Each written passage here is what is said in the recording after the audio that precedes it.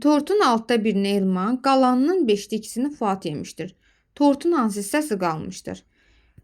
Bu tip məsələlərdə nəyə fikir verməliyik? Çünki burada qalanının 5'te 2'sini Fuat yemişdi deyir. Yəni çox uşaq 5'te 2'sini götürür tortun, amma burada qalanının 5'te 2'sini deyir. İndi başlayaq hesablamağa. Tortun altta birini Elman yeyirsə, yəni altta bir hissəsi yeyilir. Demək tortun.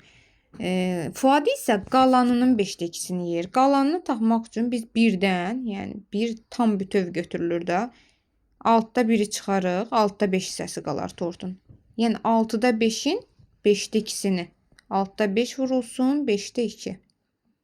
5'ləri ixtisar aparsaq 6'da 2 düşər.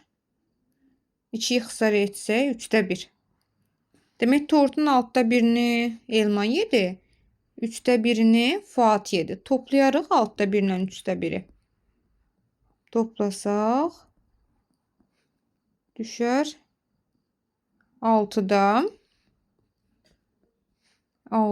3. Yəni 2'də 1. 2'də 1 hissəsi yeyilər. Tortun 2'də 1 hissəsi yeyilər. Yəni yarısı yeyilər də. Tortun hansı hissəsi qalmışdır deyir. Yəni 1'dən çıxarıq 2'də 1'i. 1'dən 2'də 1 çıxsaq 2'də 1 qalar elə. Yəni tortun yarısı yeyildisə yarısı qalmış olar. 2'də 1 hissəsi qalar.